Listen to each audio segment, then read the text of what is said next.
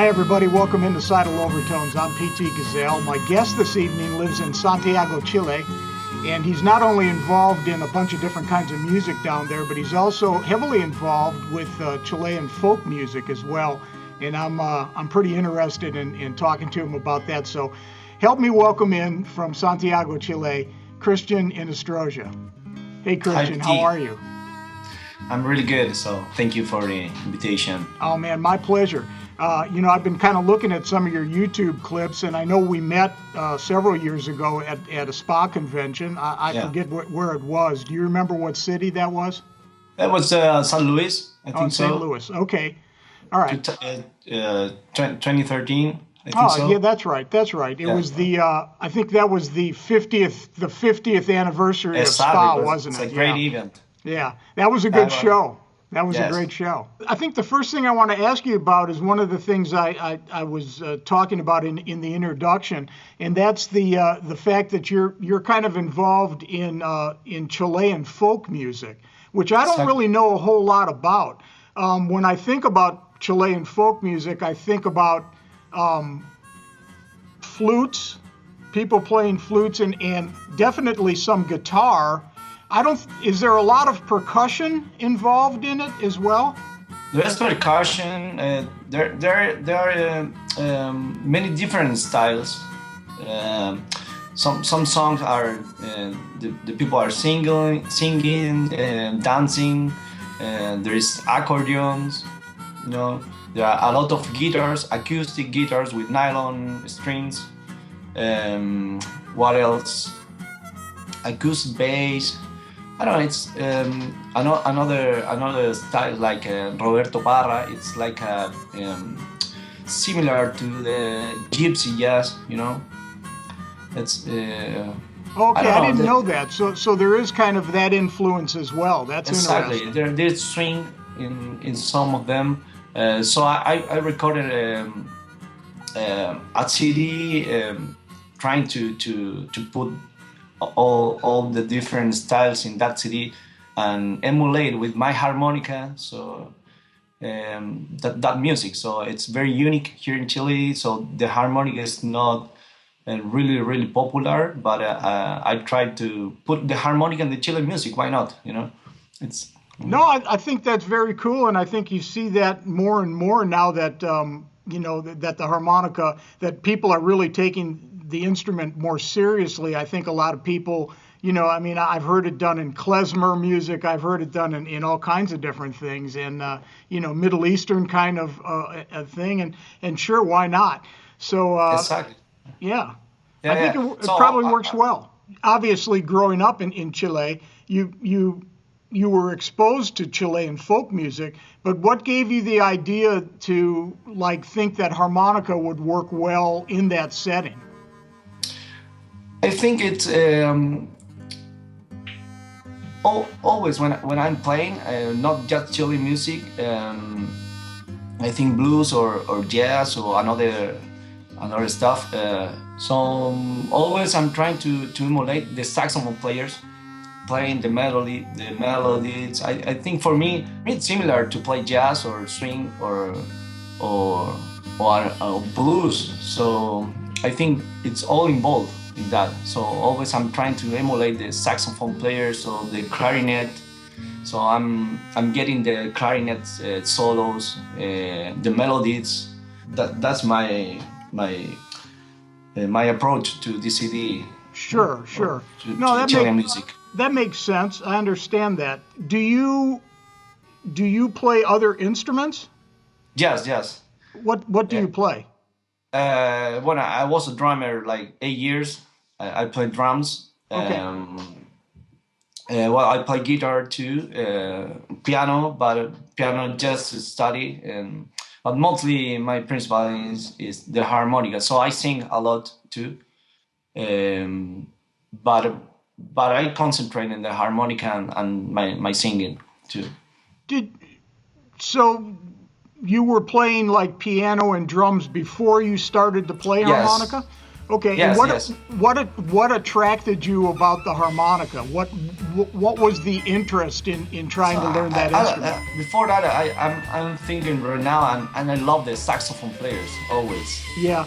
Well, you know, when I listen to like some of your recordings and I listen to your YouTube clips, you definitely have a real affection for traditional blues. There's no doubt about it. I listen to that, but at the same Yeah. time,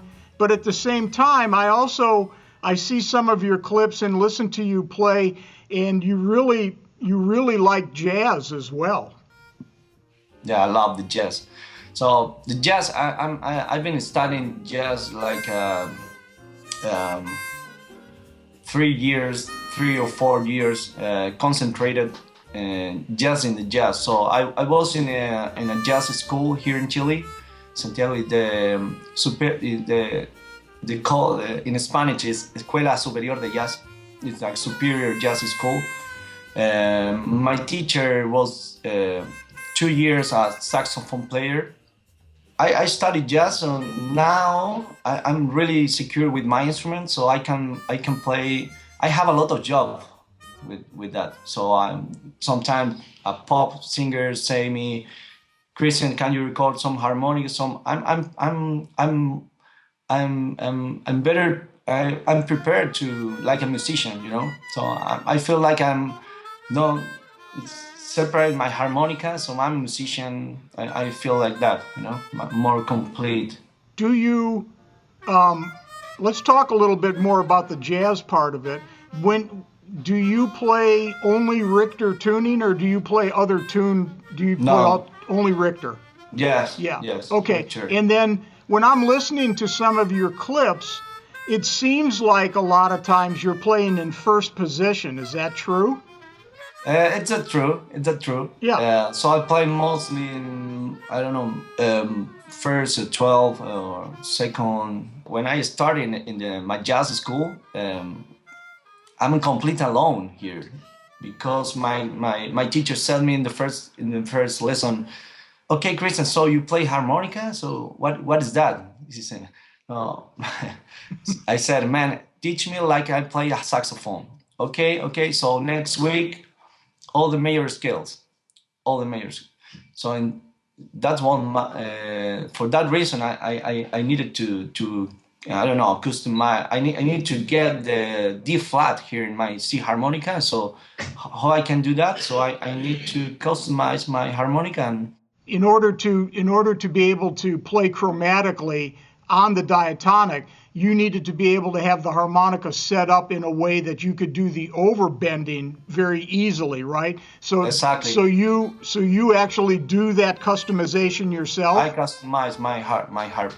Okay. Yes, Yeah. I do everything in my harps. Okay. So everything, everything, And everything I can do, I do in my harps. I watched a couple of your clips, and we're hearing some of these in the background as we're talking.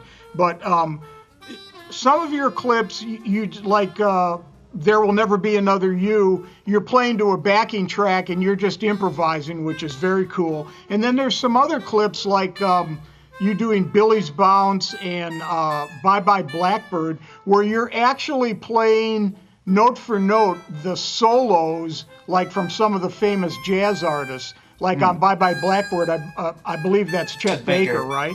Yeah. Yeah. So when you're doing that, do you have like a transcription of the notes, or do you just learn that by ear? My ear, Okay. And do you just my ear. do you slow down the tracks to hear all the? Sometimes, Yeah. yes, Yeah. yes. So I Because there's a am, lot of very intricate nuances that happen that are not easy to pick up, but you seem to be able to do it note for note. yes, yes. My ear, always I use my ear, and sometimes I use the amazing slow downer.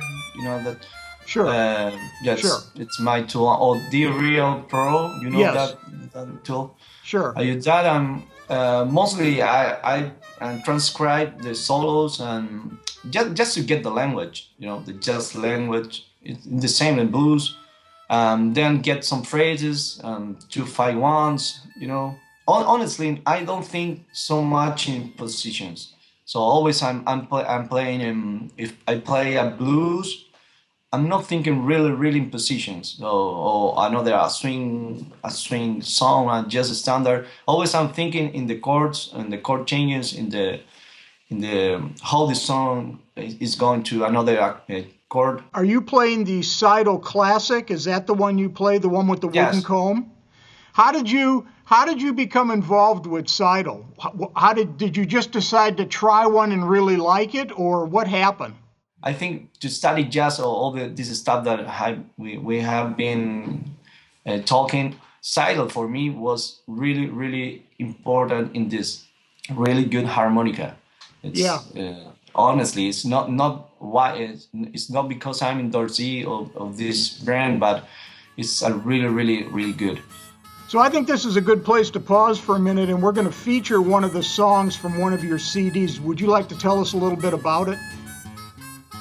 This is a CD of jazz with Chilean music, Chilean folk music, and jazz in harmonica. So it's part of a documentary also. What And is the name of the song we're going to listen to? the name of the song is Sube a Nacer conmigo, hermano. Okay, here it is. Enjoy it. All right.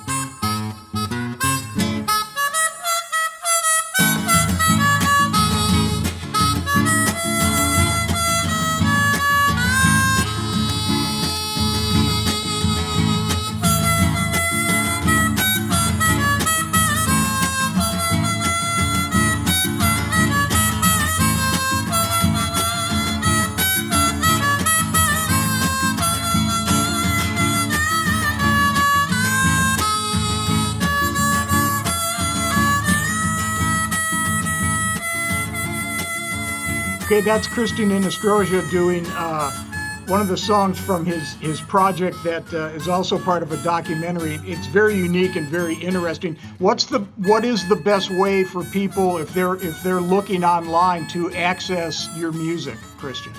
For my music, it's you can go to CristianInostroza.com. Also YouTube on Facebook.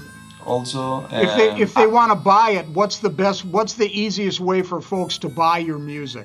to buy now, I'm trying to use all the social networks like iTunes, Google Play.